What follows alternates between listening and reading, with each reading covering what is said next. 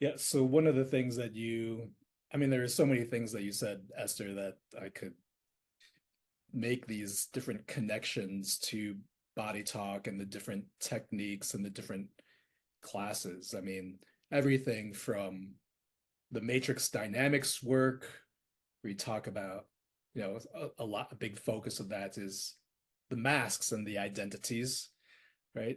And I don't know, it's just, again, part of this feels like maybe this is just my bias towards breakthrough, but another part of me is like, no, because I mean, this is the foundation of the work. So, having this understanding of breakthrough for such a huge class like the matrix dynamics class, that is so much about identities and these masks that we wear. Having that understanding just takes things deeper.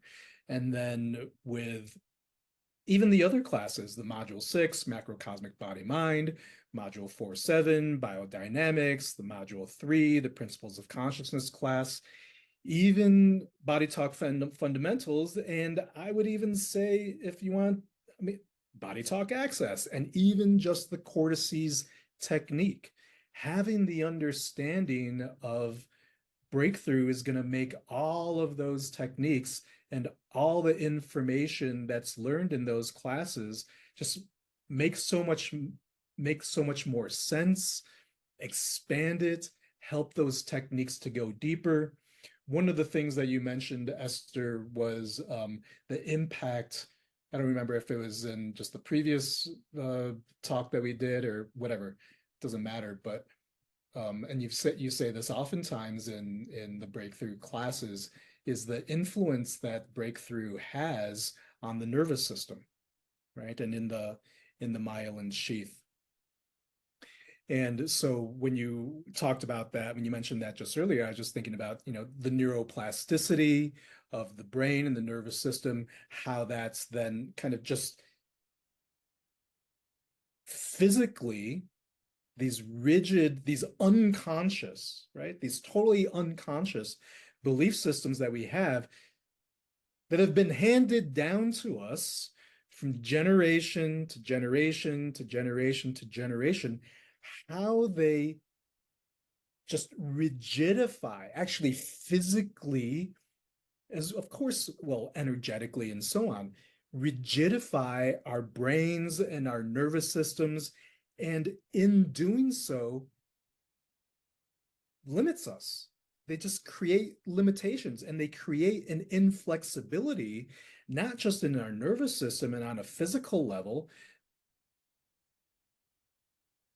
and not just and of course also in our mind, but and then the way that gets reflected in the physical body. For example, a technique like the reciprocals in Body Talk Fundamentals, or in Module 4-7, the biodynamics class, which seems in some ways to be kind of out of, for some people, I think sometimes think like, how does this fit in to the body talk system? Because it's so focused on physical and musculoskeletal, and it seems so different than something like principles of consciousness, or it seems so different than the matrix dynamics work that are more kind of psychological, emotional, maybe focused, or even macrocosmic body mind, which is more kind of esoteric and looking at the bigger picture. Like, where does this fit in the musculoskeletal system and these techniques that you learn, like the reciprocals, or the techniques in module 7, 4-7 biodynamics. But a huge part of that is because, and this is also explored in the free fall class, but how this is held in the physical body, right? It's held in the fascia, it's held in the connective tissue.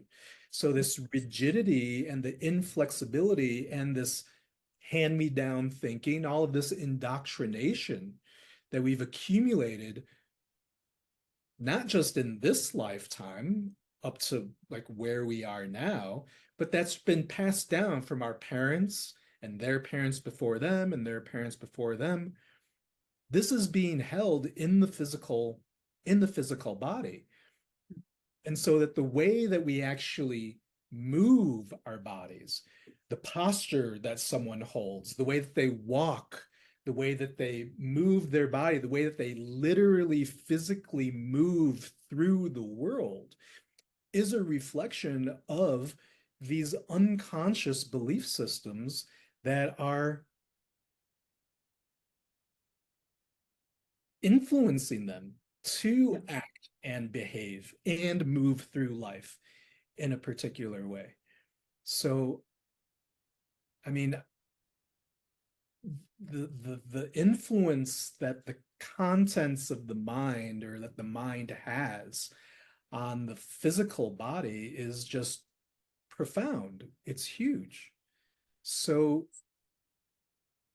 it makes sense to me that if I really want to help facilitate shifts and changes for my clients, that there needs to be that understanding of the dynamics of the mind and how the mind operates and how the mind functions, and helping on some level, whether it's actually verbally when I'm facilitating a session with clients or just energetically from my own knowledge, my own understanding, right? To help support the clients in making those shifts so that their physical body can open up, so that their physical body can be, can have greater and greater flexibility. And with flexibility comes possibilities, right? There's more options, range of motion of a limb, of a joint. Like, oh, I can